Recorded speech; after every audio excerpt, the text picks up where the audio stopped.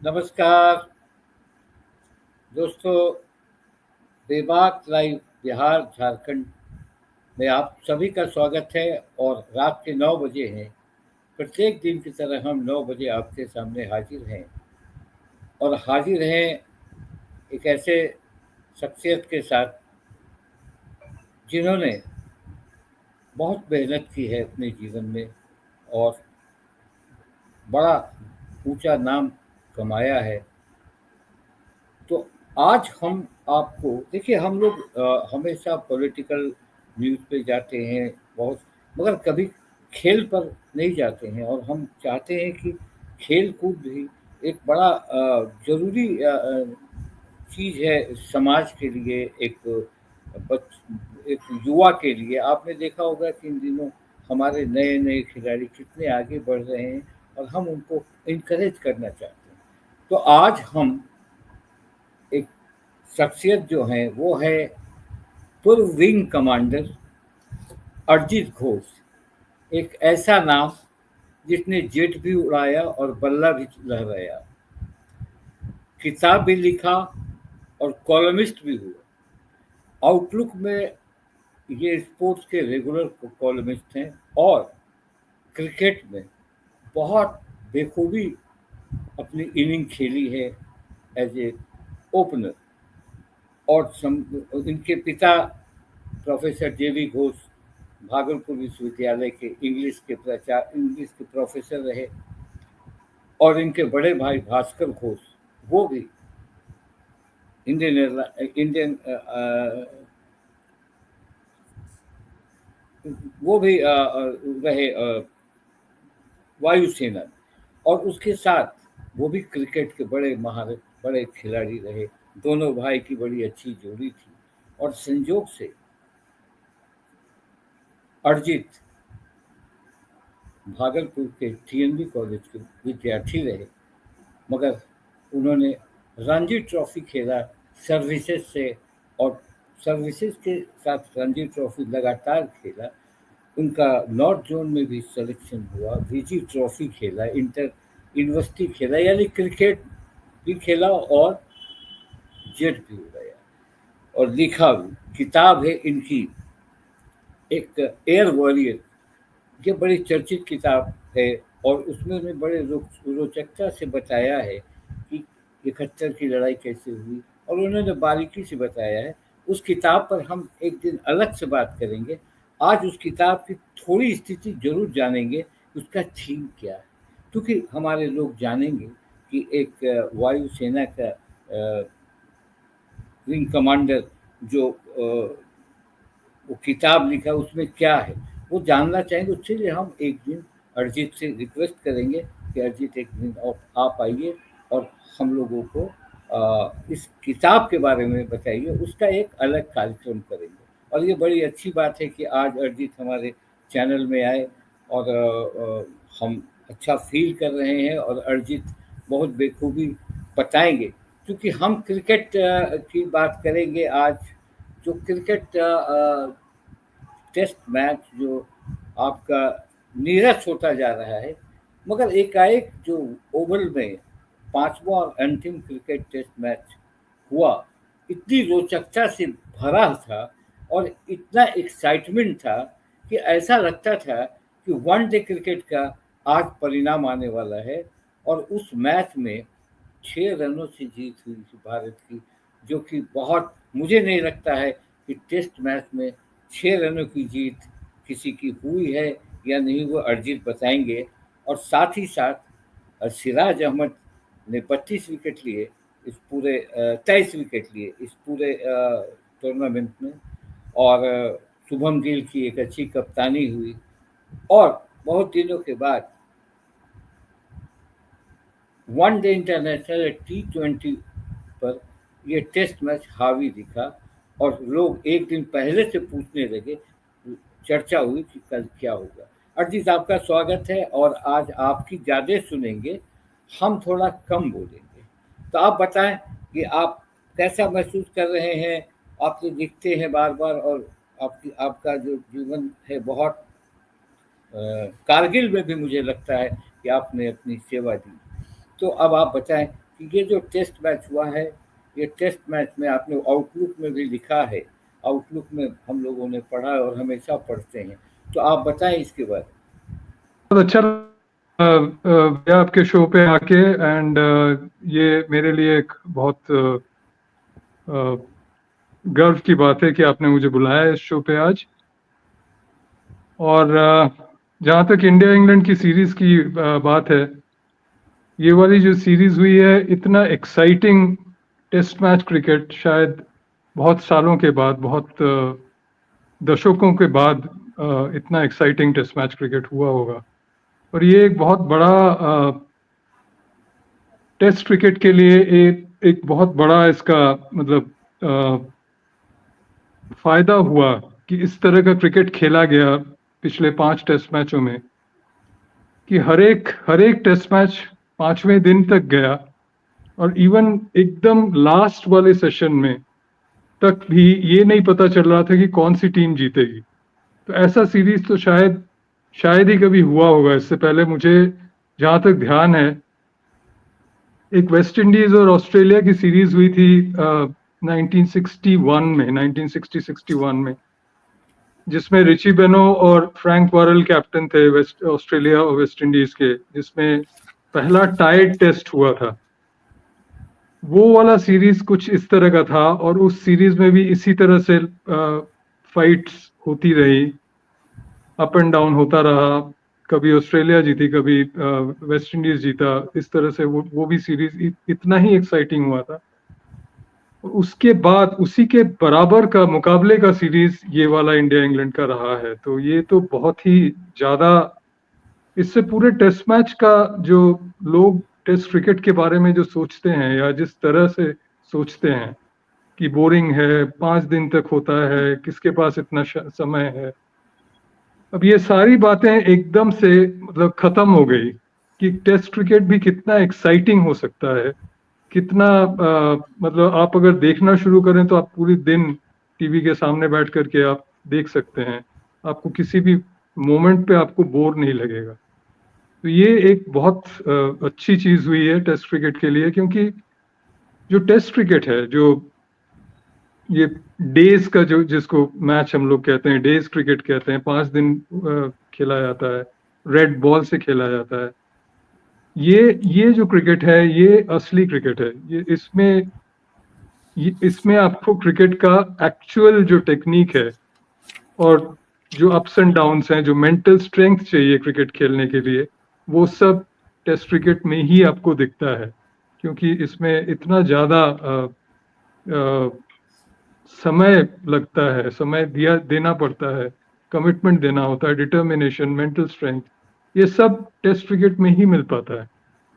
तो यही वजह है कि कई लोग वनडे क्रिकेट में या T20 क्रिकेट में अपना नाम तो कमा लेते हैं, लेकिन अगर उन्हीं को टेस्ट क्रिकेट में ला करके दिया जाता है, डेज क्रिकेट खेलने दिया जाता है, तो कहीं ना कहीं वो फिर मतलब मुसीबत में आ जाते हैं। उनकी या तो टेक्निक नहीं हो पाती है, या फिर उनका जो मेंटल स्ट्रेंथ है वो मैच अप नहीं कर पाती है। तो ये सब मिला करके मतलब ये इस सीरीज में हमने देखा कि लोगों ने इतना अच्छा खेला, इतना अच्छा प्रदर्शन किया कि जो भी व्यूअर्स रहे हैं उनको 1 सेकंड के लिए भी ऐसा नहीं लगा होगा कि बोर हो रहे हैं हम या मजा नहीं आ रहा है मैच देखने के लिए।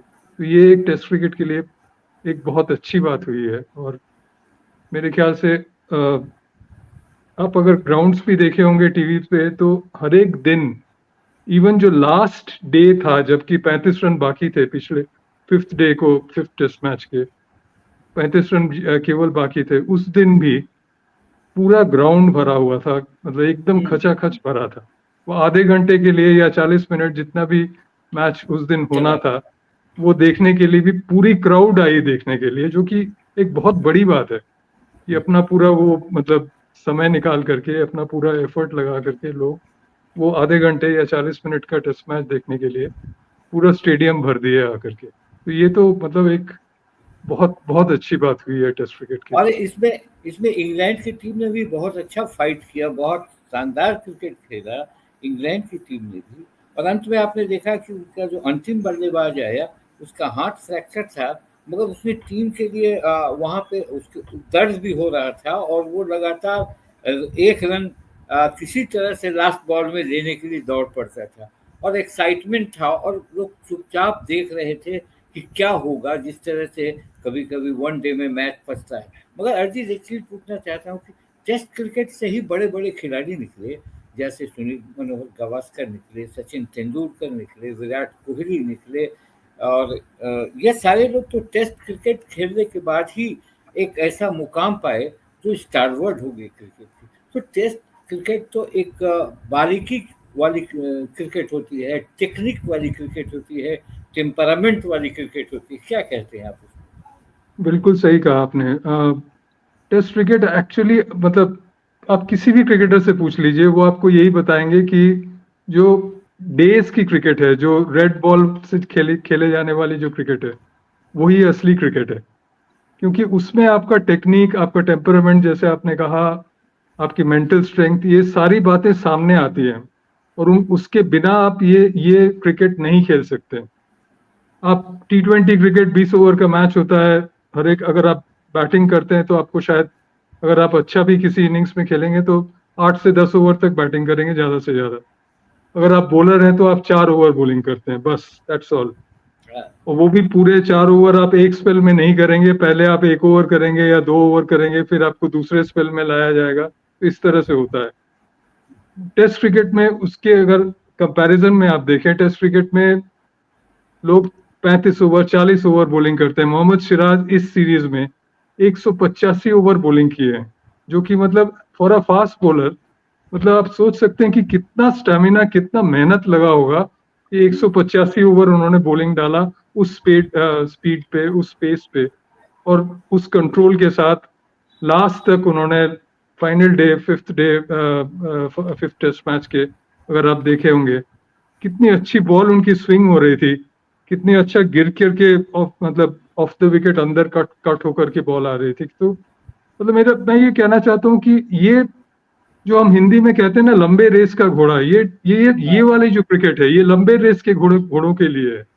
बाकी आप 4 ओवर बॉलिंग करके भी आप T20 खेल लेंगे, 8 ओवर बैटिंग करके भी आप T20 में स्टार बन जाएंगे, लेकिन टेस्ट मैच में मतलब आपकी जो एक्चुअल टेम्परामेंट है, जो एक्चुअल टेक्निक है, जो आपकी मेंटल स्ट्रेंथ है, उसके बिना आप कभी भी नहीं खेल पाएंगे। तो आप किसी भी क्रिकेटर, आपने भी बहुत बड़े-बड़े मैच खेले हैं। आपको ये लगता है, आप चूँकि आप बिहार के हैं बेसिकली, तो मैं बिहार के उन खिलाड़ियों के बारे में जानना चाहूँगा कि जो खिलाड़ी बिहार के आ रहे हैं, आपने जैसे मुकेश कुमार हुए और भी जितने खिलाड़ी हैं, जैसे मान लीजिए महेंद्र सिंह धोनी भी थे, तो पहले बिहार में खेलने आते थे। बिहार में जब अनडिवाइडेड था बिहार, तो उस वक़्त खेलने आते थे। कैसे बिहार के लोग भी बहुत साइन कर रहे हैं। आप लोगों ने भी बहुत क्रिकेट खेला, मैंने देखा, क्योंकि आप लोग को खेलते देखा है और शामिल भी रहे हैं आप लोग के साथ, कभी खेलते भी रहे हैं। आप ये लगता है कि बिहार की क्रिकेट का भविष्य क्या है? चूँकि हमारा चैनल बिहार झारखंड का है, तो थोड़ा बिहार के बारे में बताएँ, फिर आपकी किताब के बारे में मैं पूछूँगा। देखिए बिहार में तो क्रिकेट हमेशा से ही मतलब बहुत बहुत अच्छा क्रिकेट होता था बिहार में। और पूरे हम लोग जब भागलपुर में थे तो हम लोग एक वो इंटर डिस्ट्रिक्ट टूर्नामेंट खेलते थे वहाँ पे, हेमन कप के नाम से, शायद अभी भी होता ही होगा वो मेरे ख्याल से। तो उसमें इतने मतलब वेल कंटेस्टेड मैचेस होते थे और हमारे जो बड़े भाई थे वो लोग खेलते थे। उससे पहले और भी मतलब मेरे पिताजी भी खेल चुके थे बिहार भागलपुर डिस्ट्रिक्ट के तरफ से। तबरेज नसर थे, उनके बड़े भाई काबुल नसर वो थे। तो मतलब एक से एक खिलाड़ी निकले भागलपुर से, बिहार से एज अ होल, और काफी अच्छे बहुत अच्छे खिलाड़ी निकले। मेरा कहने का मतलब है हर एक डिस्ट्रिक्ट में। अब भागलपुर की अगर मैं बात करूं तो भागलपुर में हमारे टाइम पे छोटी सी शहर थी, लेकिन 1980s की बात कर रहा हूं मैं, अर्ली 1980s की। लेकिन उस छोटे से शहर में एक तो हम लोग इंटर डिस्ट्रिक्ट मैच खेलते थे, इंटर कॉलेज मैचेस होते थे, इंटर स्कूल मैचेस थे उससे जूनियर लेवल पे। फिर जो हमारी डिस्ट्रिक्ट लीग होती थी, डिस्ट्रिक्ट लीग में भागलपुर में कम से कम 12 से 13 क्लब टीम थी और जो हमारे आपस के जो मैचेस होते थे वो इतना कंटेस्टेड, वेल कंटेस्टेड मैचेस होते थे कि मतलब अभी भी हम जब सोचते हैं उन मैचेस के बारे में तो बहुत अच्छा लगता है। तो हमेशा से ही एक क्रिकेट का कल्चर वहां पे रहा है और काफी एक से एक अच्छे खिलाड़ी वहां से निकले हैं। बस ये प्रॉब्लम था बिहार में कि अपॉर्चुनिटीज आगे खेलने के थोड़े कम हो जाते थे, बिकॉज क्रिकेट एक ऐसा गेम था जो कि बड़े शहरों में केंद्रित था बेसिकली। तो या तो आप बॉम्बे, दिल्ली या मतलब इस तरह के मद्रास, इस तरह के शहरों में खेल के अगर आप प्लेयर थे तो आपके चांसेस आगे खेलने के, इंडिया खेलने के ऑब्वियसली ज्यादा था। तो अब धीरे धीरे जब ये ओपन हो गया थोड़ा, जब और भी ज्यादा मतलब फोकस, मीडिया का फोकस आने लगा, नंबर ऑफ टूर्नामेंट्स बढ़ गया, अलग अलग फॉर्मेट हो गया, T20 आ गया, वनडे आ गया, IPL है।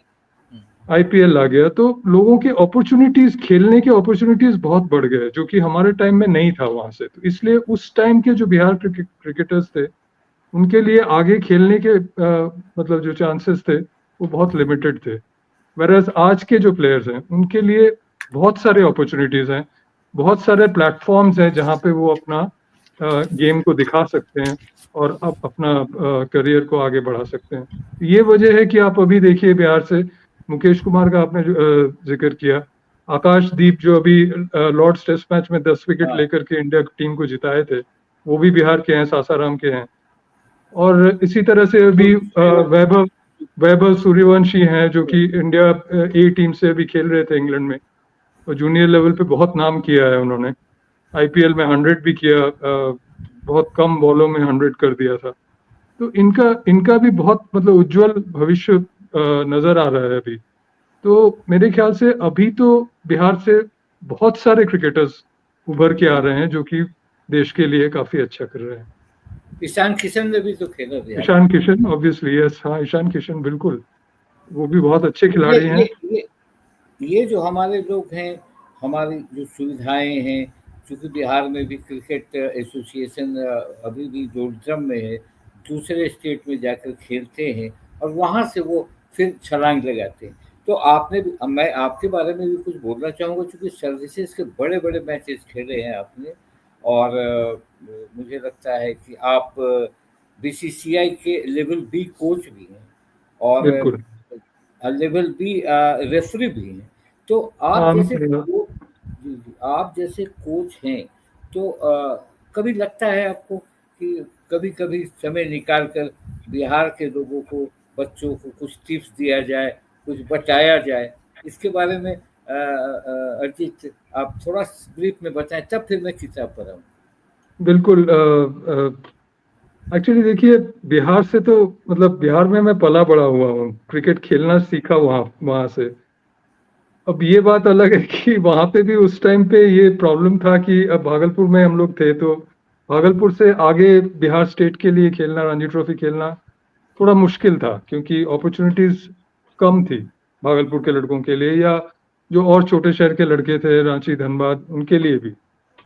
तो मेनली बिहार की टीम उस टाइम पे जमशेदपुर के लड़कों से बनती थी, और तो हम लोग जैसे क्रिकेटर्स थे, और हमसे मेरे से बहुत अच्छे क्रिकेटर्स भागलपुर से, उनको ये मौका नहीं लगा आगे खेलने का। आपने तबरेज नसर का जिक्र किया था थोड़ी देर पहले, बहुत अच्छे क्रिकेटर थे। मैंने जितना क्रिकेट खेला अपना, बाद में रणजी ट्रॉफी खेला, नॉर्थ जोन टीम में मेरी सिलेक्शन हुई, तो उनके जैसा स्विंग बॉलर मैंने शायद ही देखा हो बाद में। तो इस तरह के लेवल के क्रिकेटर्स वहां थे जो कि आगे रणजी ट्रॉफी नहीं खेल पाए बिहार से, चाहे कोई भी रीजन हो उसका। तो मेरा लगाव तो बिहार से बिल्कुल मतलब पहले से ही है। तो अगर ये मौका कभी ऐसा मिले कि मैं जा करके वापस भागलपुर में या कहीं भी बिहार में बिहार के बच्चों को थोड़ा मतलब अपने जो भी मेरा एक्सपर्टीज है, जो भी मेरा नॉलेज है, उसको अगर शेयर कर सकूं, तो मेरे लिए बहुत बड़ा मतलब सौभाग्य की बात नहीं, होगा। आपकी पूरी फैमिली, मुझे एक वाकया याद है, मैं बताऊं। जब आप क्रिकेट खेलते थे PNB कॉलेज में, नौजवान थे, और उस समय आपके पिताजी पीछे विकेट के पीछे खड़े होते थे और वो देखते थे कि आपने कहाँ गलती की है, और जब आपका बिल्कुल मैच खत्म होता था तो वो और नचर साहब दोनों एक दो स्थान पे रहते थे। तो ये बिल्कुल माँ बाप बिल्कुल। का, हाँ, माँ बाप का ये जो इंकरेजमेंट करना, ये एक बड़ी बात होती है एक स्पोर्ट्समैन के उभरने में और उसके उसको अपने आप को आगे ले जाने में। तो ये तो मैंने वही कहा। अब हम, क्योंकि हमारे पास स्लॉट आधे घंटे का है, हम आपकी उस किताब पर एक दिन करेंगे, मगर आप बताएं कि जो आपका वो किताब है, वो किताब एयर वॉरियर्स जो है, उसको बहुत देखा हमने। अब चूंकि संजोग से अभी पढ़ने का मौका नहीं लगा, थोड़ा बहुत मैंने पढ़ा। मैं उस पर आऊंगा, क्योंकि वो भी आपने बड़ा अच्छा काम किया है। क्या है उसका थीम, क्या है? ये एक्चुअली 10 शॉर्ट स्टोरीज हैं इंडियन एयरफोर्स के हिस्ट्री से बेसिकली। और ये सारे मतलब जो एक्चुअल सच ट्रू स्टोरीज हैं, ये मतलब ये कोई मतलब बनाए हुए कहानी नहीं है। ये सारे ऐसे घटनाओं के बारे में मैंने लिखा है जो कि एक्चुअली हुआ था। मतलब एयरफोर्स की हिस्ट्री में इनका प्लेस है अपना एक। तो उनके बारे में मैंने लिखा है। मैं एयरफोर्स में 25 साल रहा, और काफ़ी मेरे खुद के भी काफ़ी सारे एक्सपीरियंसेस थे जिनके बारे में मैंने इस किताब में लिखा है। तो ये बेसिकली उन चीज़ों के उन उन इवेंट्स के बारे में है। मतलब एकदम फर्स्ट वर्ल्ड वॉर से शुरू करके 1918 से शुरू करके आज के टाइम तक जो एयरफोर्स की हिस्ट्री रही है। मतलब इंडियन एयरफोर्स तो खैर 1932 से शुरू हुई थी। तो हम लोग वैसे भी अभी 93rd ईयर में हैं हम लोग अपने इंडियन एयरफोर्स के हिस्ट्री के। उससे भी पहले हमारे इंडियन जो पायलट्स थे वो रॉयल एयरफोर्स, मतलब जो ब्रिटिश एयरफोर्स है, उसके लिए फ्लाई करते थे फर्स्ट वर्ल्ड वॉर में, सेकेंड वर्ल्ड वॉर में भी। और उन्होंने वहां पे बहुत नाम कमाया। तो मेरी किताब वहां से शुरू होती है, फर्स्ट वर्ल्ड वॉर से। और बिल्कुल अभी तक की जो हमारी हिस्ट्री रही है, उसमें से 10 कहानियां, 10 इवेंट मैंने चूज करके उनके ऊपर एक मतलब एक एक स्टोरी लिखा था, शॉर्ट स्टोरी, करीब 5000 वर्ड का। तो जनरली लोगों ने काफी पसंद किया है इस किताब को। काफी मतलब वैसे हाँ, रिव्यूज भी बहुत अच्छे आए हैं। तो मैं मतलब ये दरख्वास्त करूंगा जो भी आपके व्यूअर्स हैं जो देख रहे हैं उनसे, कि अगर आप ये किताब अमेजोन पे अवेलेबल है, अगर आप देखना चाहें तो मतलब आप देखेंगे तो मेरा ये विश्वास है कि आपको अच्छा लगेगा। ज़रूर। और हम कहेंगे दर्शकों को भी इस किताब को आप ज़रूर पढ़ें, और मुझे भी मौका लगेगा, मैं पूरा पढ़ूँगा इस किताब को। एक चैनल में मैं देख रहा था, उस चैनल का नाम तो नहीं बताऊँगा, उस पे इस किताब पर थोड़ी विस्तृत आपकी जानकारी को उन्होंने साझा किया है। आपका अभी उन्होंने इंटरव्यू किया है। तो अरिजीत, इसी तरह आप हमेशा अच्छे रहें, और भागलपुर और बिहार से संबंध बनाकर रहें, और पुरानी यादों में हमेशा खोएं। बड़ा आनंद आएगा। और मुझे बहुत अच्छा लगा कि बिहार और बेबाक लाइक बिहार झारखंड भी मेरा एक प्रयास है, और इस प्रयास को मैं अच्छे से ले जाना चाहता हूँ। और अभी तक भगवान ने सफलता दी है, उतनी सफलता अभी नहीं मिली है, आगे मिलेगी। और आप लोग ऐसे लोग को मैं बुलाता रहूँगा। और मेरा गुड विशेस है आपको, और भास्कर घोष को भी। और आपके पिता की बड़ी याद आती है मुझे। हमने जब भी देखा है उनको, तो एक हमेशा एक कोच की तरह देखा है आपके खेल में। और एक आपने इतना रणजी ट्रॉफी खेला, जितना नाम कमाया। चलिए, सबके भाग्य नहीं होते हैं टेस्ट, मगर आप टेस्ट खेलने के लायक जरूर थे। बस आज इतना ही अर्जित, और फिर हम मिलेंगे, और दूसरे दूसरे इस पर हम चर्चा करेंगे, और इस किताब के बारे में हम जरूर विस्तृत रिपोर्ट बनाएंगे आपकी। धन्यवाद। नमस्कार। धन्यवाद। धन्यवाद। नमस्कार।